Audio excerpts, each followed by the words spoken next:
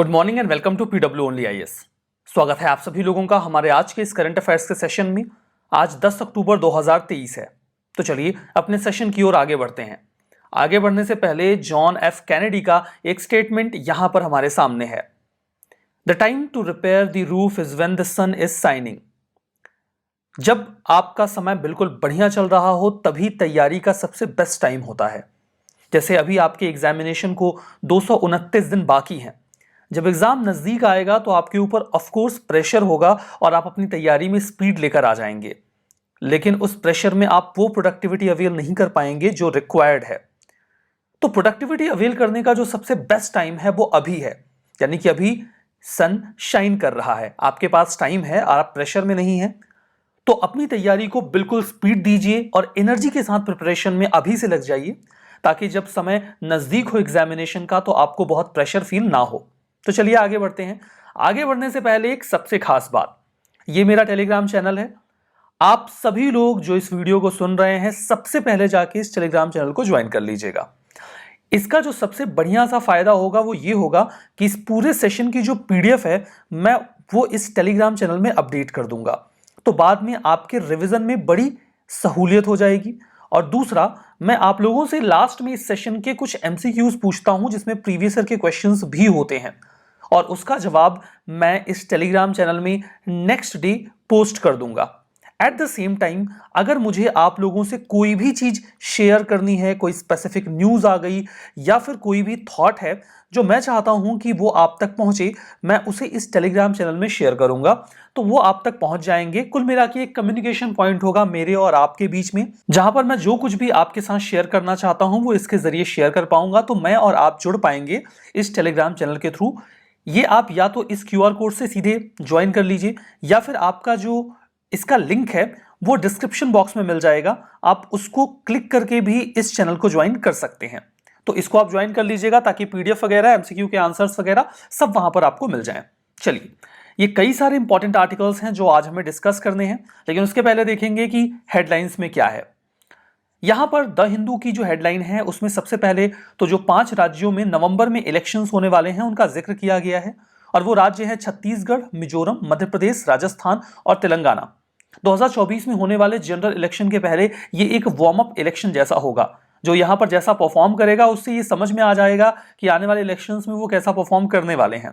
तो दोनों ही पार्टीज, जो अपोजिशन है, जो रूलिंग पार्टी है, काफी ज्यादा कंटेस्ट में है इन असेंबली पोल्स के लिए। खैर, ये हमारे एग्जाम पॉइंट ऑफ व्यू से उतना तो काम नहीं आएगा, लेकिन यहां पर जो हमास और इजराइल के बीच में एक लड़ाई, एक युद्ध छिड़ा हुआ है, उसके बारे में आर्टिकल फ्रंट पेज पर ही है, जहां पर इजराइल ने टोटल सीज कर दी है गाजा के लिए। डेथ काउंट दिन ब दिन बढ़ता जा रहा है। टोटल सीज का मतलब क्या है? टोटल सीज अगर हमास के ऊपर कर दिया गया है, गाजा स्ट्रिप के ऊपर कर दिया गया है, तो इसका मतलब यह है कि गाजा स्ट्रिप में कोई इलेक्ट्रिसिटी नहीं होगी, कोई खाना नहीं होगा, कोई पानी नहीं होगा, कोई गैस नहीं होगी। यानी कि 2.3 मिलियन पॉपुलेशन अब बिल्कुल स्ट्रेस में रहेगी गाजा स्ट्रिप में। इजराइल ने टोटल सीज इस फ्रंट पर किया कि जो अटैक किया गया है वो 9/11 के अटैक के जैसा ही है।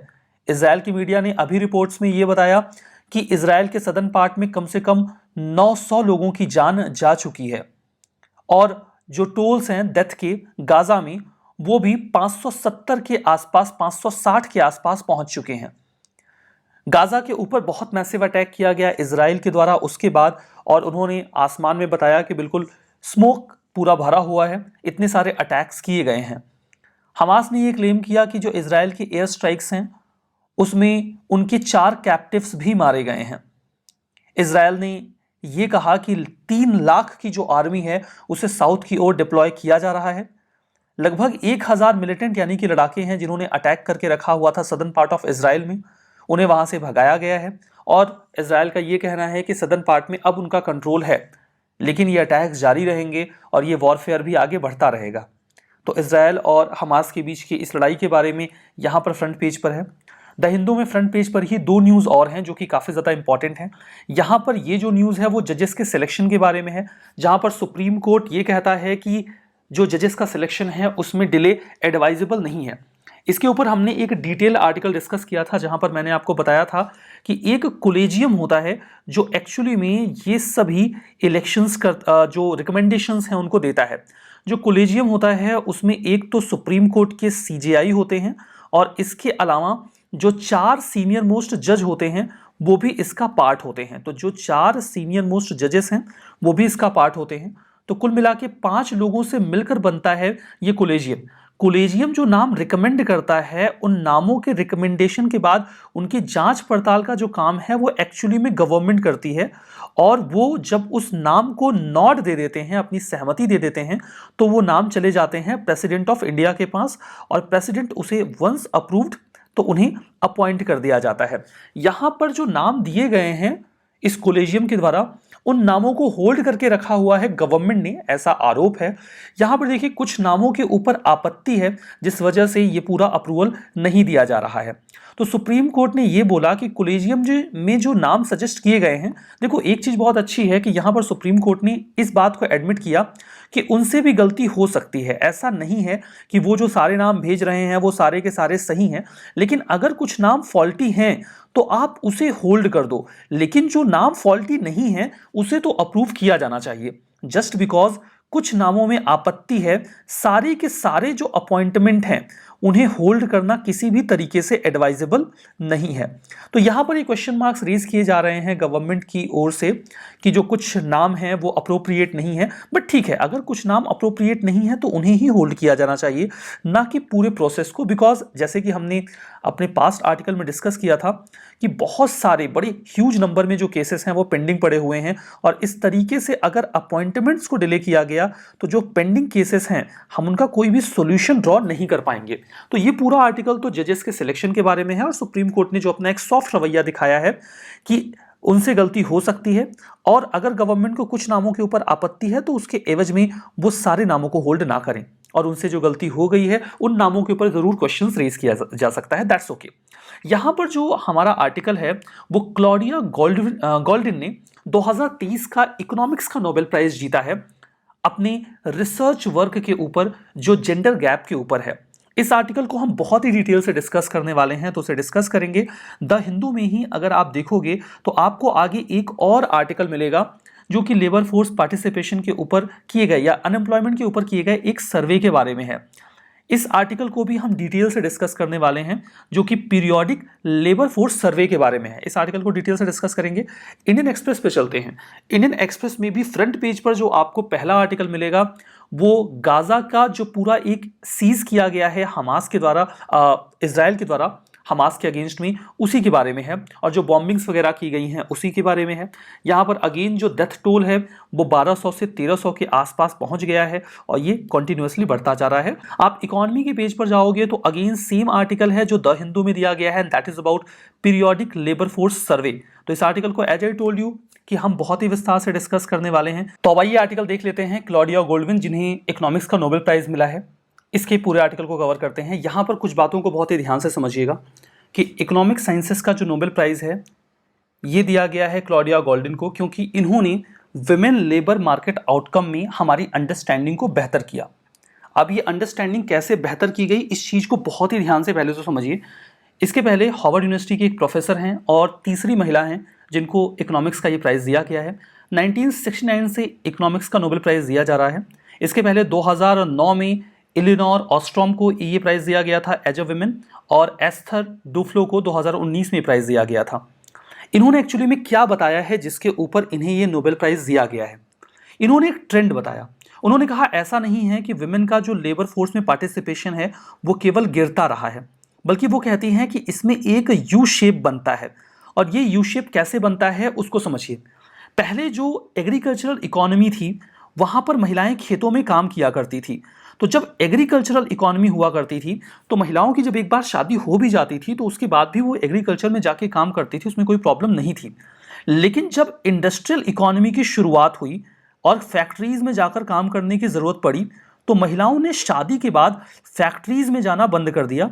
यानी कि इंडस्ट्रियल इकोनॉमी की शुरुआत के साथ ये एक डाउनवर्ड ट्रेंड देखने को मिला। लेकिन फिर सर्विस सेक्टर में इकोनॉमी आगे बढ़ी, और जब सर्विस सेक्टर का इवोल्यूशन हुआ तो महिलाओं ने आफ्टर मैरिज भी जो जॉब्स हैं, जो लेबर फोर्स पार्टिसिपेशन है, उसको इंश्योर करना शुरू किया।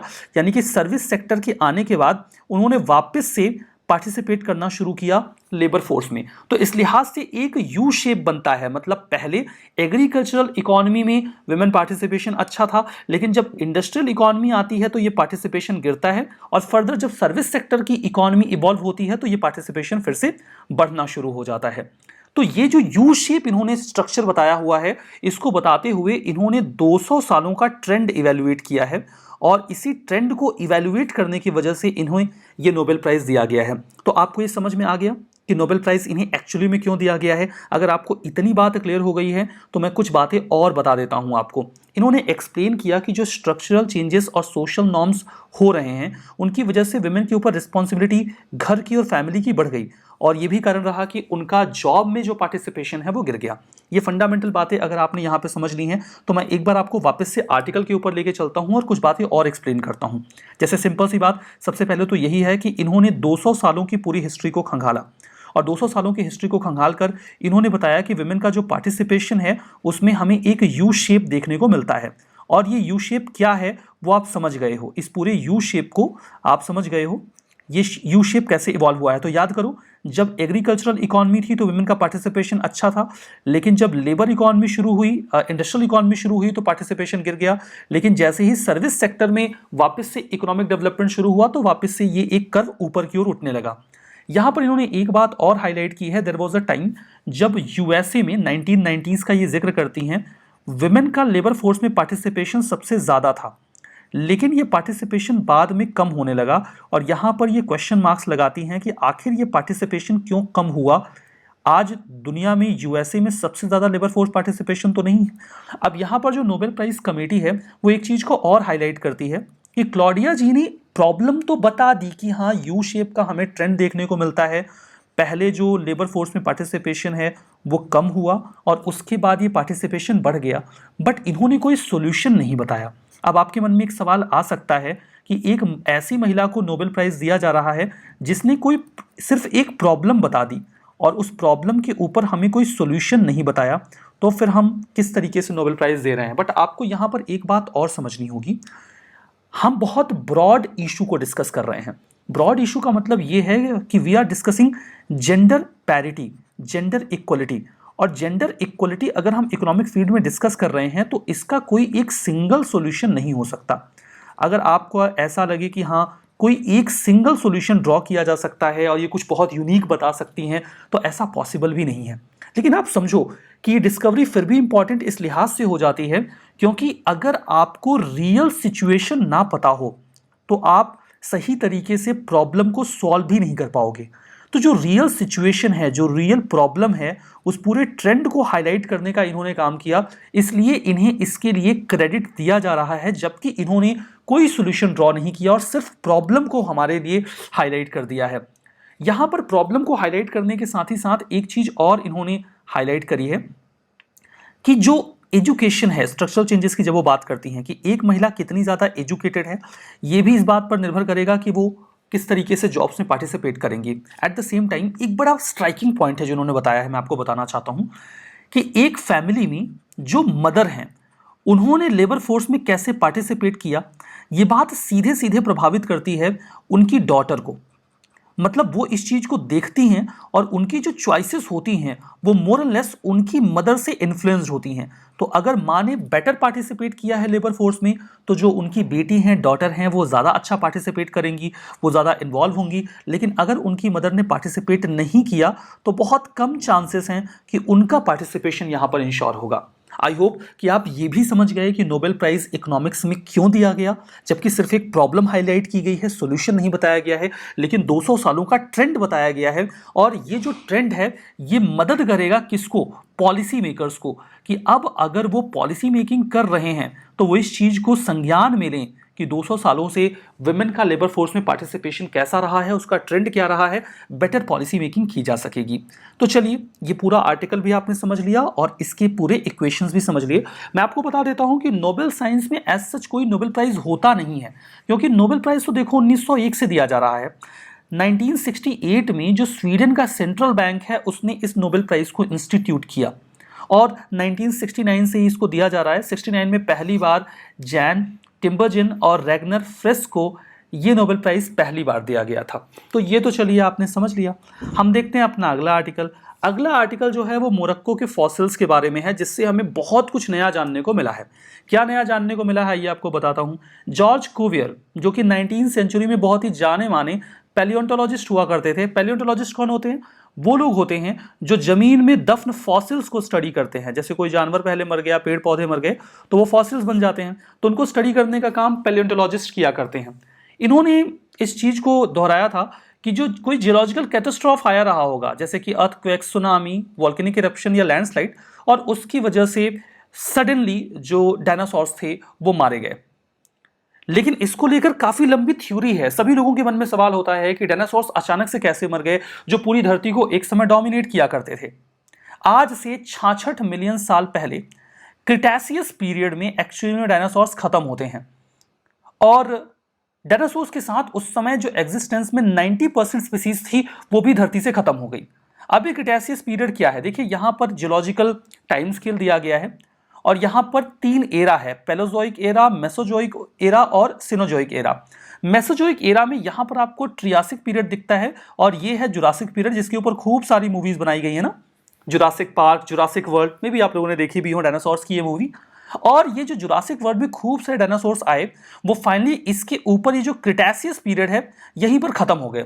और जब ये खत्म हो गए ना, तो 90% अर्थ की स्पीसीज भी खत्म हो गई। अब ये कैसे खत्म हो गई, ये बड़ा सवाल है। अब देखो हम लोग कहां पे हैं, हम लोग क्वाटरनरी पीरियड में हैं। जो आप लोग एंशिएंट हिस्ट्री पढ़ते हो ना, स्टोन एज वगैरह, वो एक्चुअली में प्लेस्टोसीन इपोक में पढ़ते हो। और वर्तमान में क्या चल रहा है, वर्तमान में होलोसीन चल रहा है, मतलब कि हम लोग इसी होलोसीन में रहते हैं। तो ये काफी पहले की बात है, जब धरती से ये पूरे जो डायनासोर्स थे वो 90% स्पीसीज के साथ खत्म हुए। लेकिन ये कैसे खत्म हुए, इसको लेकर कई सारी थ्योरीज हैं। जैसे देखो, कुछ लोग जब फॉसिल्स वगैरह को स्टडी करते हैं तो वहां पे कई तरीके के रीजंस बताए जाते हैं। जॉर्ज कुवियर जो 19वीं सेंचुरी में स्टडी किया करते थे, जो पहले पैलियोंटोलॉजिस्ट थे, उन्होंने तो बोला कि देखो कोई कैटास्ट्रॉफ आया होगा, अर्थक्वेक, सुनामी वगैरह, जिसके वजह से डायनासोर्स खत्म हो गए। चार्ल्स डार्विन का अलग ओपिनियन था, जो कि सर्वाइवल ऑफ द फिटेस्ट की बात करते थे। तो वो कहते हैं कि देखो अचानक से डायनासोर्स नहीं मरे थे, डायनासोर्स धीमे धीमे खत्म हो गए, क्योंकि उनका जो सर्वाइवल का सिचुएशन था वो बदल गया था। लैंड और बाकी के स्ट्रक्चर्स जिस तरीके से धीमे धीमे चेंज होते हैं, वैसे एटमॉस्फेयर चेंज हुआ, और जो डायनासोर्स थे वो सर्वाइव नहीं कर पाए, क्योंकि वो फिट नहीं थे उस एटमॉस्फेयर में, इसलिए वो खत्म हो गए। तो जहां जॉर्ज कुवियर बताते हैं कि कोई अर्थ पर ही कैटास्ट्रॉफ आया होगा, जैसे कि सुनामी या अर्थक्वेक, जिसकी वजह से वो खत्म हुए, वहीं चार्ल्स डार्विन कहते हैं कि ऐसा कोई कैटास्ट्रॉफ वगैरह नहीं आया था, वो धीमे धीमे खत्म हो गए, बिकॉज वो फिट नहीं थे उस एटमॉस्फेयर के लिए। लेकिन कैटास्ट्रॉफिक एक्सटिंक्शन का जो आइडिया है, उस आइडिया को भी कई सारे लोग सपोर्ट करते हैं।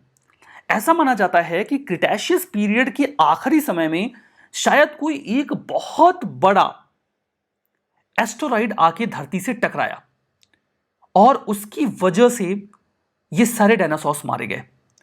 इस पूरी थ्योरी को 1980 में एक फिजिसिस्ट हुआ करते थे, लुई एल्वारेज, उन्होंने आइडेंटिफाई किया। उन्होंने कहा कि एक एस्टेरॉइड इंपैक्ट की वजह से धरती पर से डायनासोर्स खत्म हुए, और ये अचानक से हुआ था, ये कोई धीमे धीमे नहीं हुआ था जैसा कि डार्विन कहते हैं, और ना ही वो धरती पर हुए किसी कैटास्ट्रॉफ का रिजल्ट था, ये तो एक बाहरी एस्टेरॉइड के टकराने की वजह से हुआ। अब आप लोगों के मन में कहीं ऐसा ना भाव आ जाए कि ये एस्टेरॉइड के छोटे छोटे टुकड़े जो हैं वो डायनासोर्स के सिर पे गिरे, उनकी मुंडी टूट गई और फिर उसके बाद वो मर गए और ऐसे डायनासोर्स खत्म हो गए। अरे ऐसे नहीं होता है। मतलब एक जो एस्टेरॉइड है वो धरती के कितने बड़े हिस्से पे गिर जाएगा और कितने सारे डायनासोर्स के ऊपर गिर के उनको मार देगा। एक्चुअली में ये एस्टेरॉइड इंपैक्ट की वजह से मारे गए। एस्टेरॉइड इंपैक्ट का क्या मतलब है कि जब ये एस्टेरॉइड धरती के ऊपर गिरा तो धरती इतना ज्यादा धूल और डस्ट क्रिएट हुआ कि उसने पूरे आसमान को ढक लिया, और जब उसने पूरे आसमान को ढक लिया तो कई हजार सालों तक धरती के ऊपर सनरेज आई ही नहीं, जिसकी वजह से ऑक्सीजन जो फोटोसिंथेसिस है वो बंद हो गया, टेम्परेचर बहुत तेजी से नीचे चला गया, मतलब एक तरीके से आइस एज क्रिएट हो गया। और जो डायनासोर्स होते हैं वो ज्यादा टेम्परेचर में जीने वाले जीव थे, तो वो सर्वाइव नहीं कर पाए और वो मारे गए। अब देखो ये जो बात उन्होंने कही, इस बात को लेकर ज्यादा लोग इनको भाव दे नहीं रहे थे, बोले अरे ऐसे फर्जी में बोल दे रहे हैं कि एक एस्टेरॉइड गिरा था, सारे डायनासोर्स मर गए। लेकिन इस पूरी थियरी को एक और एविडेंस मिल गया जब हमें मैक्सिको में जो युकाटन पेनिनसुला है उसके पास के समंदर में एक बहुत बड़ा क्रेटर मिला। यहां पर इस लोकेशन को देखो, ये है यूएसए, ये है यूएसए का फ्लोरिडा, यहां पे है क्यूबा, यहां पे है मैक्सिको का युकाटन पेनिनसुला, और यहां पर ये एक हमें बहुत बड़ा सा क्रेटर मिला। ये क्रेटर कैसा दिखता है बच्चे? ये क्रेटर ऐसा दिखता है, और इस क्रेटर को देखकर ऐसा लगता है कि यहां पर एक एस्ट्रॉइड हिट किया होगा। लोग यहां पे घूमने जाते हैं बच्चे, टूरिस्ट डेस्टिनेशन है। ऐसा लगता है कि जो वो बात कह रहे हैं ऐसा ही कोई एस्ट्रॉइड आकर धरती से टकराया होगा, और उसके टकराने के बाद बहुत ज्यादा धूल क्रिएट हुई जिसने हजारों सालों तक धरती को ढक लिया, और इसी इंपैक्ट की वजह से डायनासोर्स खत्म हुए। अब देखो, ये धरती के एक ही हिस्से से गिर रहा है, ऊपर गिर रहा है, तो कितने डायनासोर्स के ऊपर ये गिर के उनको जान से मार देगा? डायनासोर्स के सिर पे नहीं गिरा था ये, लेकिन जो इंपैक्ट क्रिएट हुआ, जो डस्ट क्रिएट हुई और उससे जो सनरेज ब्लॉक हो गई, एक्चुअली में उसकी वजह से वो मारे गए। और उसके साथ ही जो 90% बाकी का स्पीसीज का स्ट्रक्चर था वो भी मारा गया। तो अब ये जो लेटेस्ट स्टडी है, इससे इसका क्या लिंक है? डिबेट यहां पे खत्म नहीं हुआ, सभी लोगों ने तो उनकी बातों को माना नहीं, लेकिन कुछ लोगों का ये मानना है कि वॉल्केनिक इरप्शन की वजह से वो लोग मारे गए। कुछ लोग तो ये कहते हैं कि अरे डायनासोर्स तो मरने की हालत में थे ही, वो तो मरे ही हुए थे, वो आज नहीं तो कल खत्म ही हो जाते, ऐसा उनका माहौल बन गया था। अब ये एस्ट्रॉइड गिर गया तो वो तो आखिरी काम हो गया उनका, बस वो जाने वाले थे तो चले ही गए। लेकिन रिसर्च का ये कहना है कि जब ये इंपैक्ट देखा गया क्रिटेशियस पीरियड में, उसके पहले जो इकोसिस्टम था वो काफी ज्यादा रिच था, और वो अचानक से खत्म हो गया। तो अगर वो अचानक से खत्म हुआ है, तो ये जो डार्विन की थियरी है ना कि धीमे धीमे ये सारा खत्म हो गया, ये बात तो गलत है। ये किसी एक सडन इंपैक्ट की वजह से हुआ होगा। तो ये तो हमने डिस्कस किया लेटेस्ट रिसर्च कि धरती पर से डायनासोर्स क्रिटेशियस पीरियड में कैसे खत्म हो गए, वो धीमे धीमे खत्म हो गए या किसी एस्ट्रॉइड इंपैक्ट की वजह से खत्म हो गए। और जो अभी लेटेस्ट रिसर्च है वो एस्ट्रॉइड इंपैक्ट को सही साबित करता है, और ये बताता है कि जो क्रेटर बना हुआ है यहीं पर गिरा था एक एस्ट्रॉइड, जिसके बाद एक्चुअली में धरती पर से एस्ट्रॉइड्स खत्म हुए हैं। डायनासोर्स का खत्म होना एक मास एक्सटिंक्शन था। मास एक्सटिंक्शन क्या होता है कि अचानक से जो स्पीसीज होती हैं, जैसे bacteria, fungi, plant, mammal, bird, reptiles, fish, ये सारे अचानक से खत्म हो जाते हैं। यहां पर देखिए डेफिनेशन के तौर पे ये इंपॉर्टेंट करना जरूरी है कि बहुत कम टाइम स्पैन में, जियोलॉजिकल टाइम स्पैन में अगर ये स्पीसीज खत्म हो जाए तो उसको एक मास एक्सटिंक्शन कहा जाता है। लेकिन जियोलॉजिकल टाइम स्पैन जब हम बात करते हैं ना, तो छोटा सा टाइम स्पैन भी थाउजेंड्स ऑफ ईयर्स का हो सकता है, मिलियंस ऑफ ईयर्स का हो सकता है। अभी तक 5 मास एक्सटिंक्शन हो चुके हैं, मतलब अचानक से पूरी धरती की जो स्पीसीज हैं वो एक बहुत बड़ी संख्या में खत्म हो गई। जो लास्ट वाला था जिसमें डायनासोर्स मारे गए थे वो 65.5 मिलियन ईयर्स एगो था, और अभी 6 मास एक्सटिंक्शन चल रहा है जिसमें इंसान और बाकी के जीव खत्म हो रहे हैं। तो सबसे पहला देखो 445 मिलियन साल पहले था, और ये आइस एज की वजह से था जहां पे 60 से 70% जो अर्थ की स्पीसीज थी वो मारी गई। दूसरा 375 से 360 मिलियन ईयर्स एगो था, जहां पे ऑक्सीजन लेवल अचानक से गिर गया और धरती की 75% आबादी मारी गई सभी स्पीसीज की। 252 मिलियन साल पहले एक एस्ट्रॉइड इंपैक्ट की वजह से अराउंड 95% स्पीसीज मारी गई। आज से 200 मिलियन साल पहले ट्रियासिक पीरियड में एक मैसिव वॉल्केनिक इरप्शन हुआ या फिर एक एस्ट्रॉइड हिट हुआ, जिसकी वजह से मारे गए कई सारे 70 to 80% जो स्पीसीज थे। और लास्ट वाला 66 million years ago Cretaceous period जिसमें डायनासोर्स मारे गए। इसमें कई सारी थ्योरीज हैं, वॉल्केनिक इरप्शन, क्लाइमेट चेंज या फिर एक एस्ट्रॉइड का गिरना। और अभी छठा जिसमें होमो सेपियंस यानी कि हम लोग मारे जा रहे हैं धीमे धीमे, वो ऑन गोइंग है और हम लोग धरती को बर्बाद कर रहे हैं और जल्दी हम सभी लोग खत्म हो जाएंगे। सो congratulations. Now IMF, world bank दोनों ने मिलकर अफ्रीका में 50 सालों के बाद एक मीटिंग होल्ड की है। मोरक्को में मंडे को बातचीत हुई, एनुअल मीटिंग हुई अफ्रीकन सॉइल पे लगभग 50 सालों के गैप के बाद। लास्ट टाइम ये मीटिंग अगर आप देखो तो 1973 में हुई थी, जब कीनिया ने इन दोनों की मीटिंग को होस्ट किया था। IMF और वर्ल्ड बैंक ने ये जो मीटिंग होल्ड की है सेंट्रल बैंक के गवर्नर्स की, हर 3 साल में ये लोग करते हैं, और ये लोग वॉशिंगटन के हेडक्वार्टर के बाहर करते हैं दुनिया के अलग अलग हिस्सों में। 2021 में मोरक्को के मराकेश में ये मीटिंग होनी थी, लेकिन कोविड की वजह से हो नहीं पाई। फाइनली 2023 में ये मीटिंग वहां पे करवाई जा रही है। तो अफ्रीका में मोरक्को का ये कहना है कि इससे अफ्रीकन कंट्रीज को ज़्यादा रिप्रेजेंटेशन मिलेगा, और अच्छा होगा कि ऐसे जो बड़े इंस्टीट्यूशंस हैं वो अफ्रीकन कॉन्टिनेंट पर जाकर अपनी मीटिंग्स को होल्ड करें।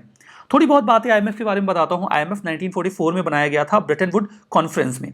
1945 में 27 दिसंबर को ये ऑपरेशनल हो गया, और वर्तमान में 189 कंट्रीज इसका हिस्सा हैं। हेडक्वार्टर है वॉशिंगटन DC में। IMF कई सारे मुद्दों को देखता है, ग्लोबल मॉनेटरी कोऑपरेशन, सिक्योरिटी, जो फाइनेंशियल स्टेबिलिटी है उसे बचा के रखना, इंटरनेशनल ट्रेड को प्रमोट करना, एम्प्लॉयमेंट और इकोनॉमिक ग्रोथ को देखना। ये कुछ रिपोर्ट्स भी इशू करते हैं जैसे ग्लोबल फाइनेंशियल स्टेबिलिटी रिपोर्ट और वर्ल्ड इकोनॉमिक आउटलुक। जो वर्ल्ड बैंक है वो 1944 में ब्रेटन वुड इंस्टीट्यूशन के तौर पे ही बनाया गया था। जब बनाया गया था तो शुरुआत में नाम IBRD था, बाद में वर्ल्ड बैंक पड़ गया जब इसमें 4 इंस्टीट्यूशंस और ऐड हो गए। 189 कंट्रीज अभी इसका हिस्सा हैं। 5 इंस्टीट्यूशन से मिलकर वर्ल्ड बैंक बनता है, that is IBRD international bank for reconstruction and development, IDA international development association, IFC international finance corporation, MIGA the multilateral guarantee agency और ICSID यानी कि international centre for settlement of investment and dispute. ये भी कुछ reports issue करते हैं जैसे कि ease of doing business, human capital index, world development report, ये सब इनके द्वारा जारी किया जाता है। श्रेष्ठ स्कीम के बारे में हमारा अगला आर्टिकल है, that is residential education for students in high school in targeted areas. श्रेष्ठ स्कूल जो SC कम्युनिटी के बच्चे हैं, शेड्यूल कास्ट के मेरिटोरियस बच्चे हैं, उनको हम प्राइवेट रेसिडेंशियल स्कूल्स में भेजेंगे जहां पे वो रहें, खाएं, पढ़ें और बढ़िया तरीके से एक अच्छा फ्यूचर अवेल करें। श्रेष्ठ का ऑब्जेक्टिव ये है कि सरकार अपनी ओर से इंटरवीन करेगा और शेड्यूल कास्ट के अच्छे बच्चों को बढ़िया एजुकेशन दिलवाएगा। ये या तो NGOs के द्वारा रन किए जा रहे बहुत अच्छे स्कूल्स को ग्रांट इन एड देकर किया जाएगा, या फिर जो रेसिडेंशियल हाई स्कूल्स हैं उनमें हाई क्वालिटी एजुकेशन के लिए बच्चों को भेजा जाएगा। शेड्यूल कास्ट के बच्चों का एक ऐसा एनवायरमेंट दिया जाएगा ताकि वो बढ़िया तरीके से एजुकेशन अवेल कर सके। यहाँ पे एडमिशन उन्हें क्लास 9th में मिलेगा और क्लास 11th में मिलेगा। तो क्वालिफिकेशन आपको समझ में आ गई। 2 तरीके के स्कूल्स चुने गए हैं 2 मोड में। एलिजिबिलिटी ये है कि शेड्यूल कास्ट के बच्चे जो 8th या 10th में पढ़ रहे हैं, 8th में पढ़ के पास हुए तो 9th में एडमिशन लेंगे, 10th में पढ़ के पास हुए तो 11th में एडमिशन लेंगे। कोई ऐसी फैमिली जिसकी एनुअल इनकम 2.5 लाख के ऊपर ना हो वो एलिजिबल है, और इसके लिए उन्हें एक एग्जाम पास करना होगा, नेशनल एंट्रेंस टेस्ट फॉर श्रेष्ठ यानी कि नेट्स, इसे NTA कंडक्ट करवाएगा। तो एक मोड में तो ये होगा कि एग्जाम वगैरह लेके जो प्राइवेट रेसिडेंशियल स्कूल है उसमें उन्हें एडमिशन दे दिया जाएगा, और दूसरा मोड ये है कि NGO या वॉलंटरी ऑर्गेनाइजेशंस भी अच्छे स्कूल्स रन करते हैं तो उनको भी सरकार पैसा देगी। तो जो भी बच्चा वहाँ एडमिशन लेगा उसका रहने खाने का पूरा खर्चा जब तक वो 12th पास नहीं कर लेते सरकार बेयर करेगी। तो अच्छा इनिशिएटिव है, जानते रहिए। हमारा अगला article periodic labour force survey के बारे में है, जिसके ऊपर दोनों में, हिंदू में और इंडियन एक्सप्रेस में आर्टिकल है। यहाँ पे बताया गया कि जो अर्बन अनएम्प्लॉयमेंट रेट है वो पहले 6.8% हुआ करता था, घट के 6.6% हो गया है।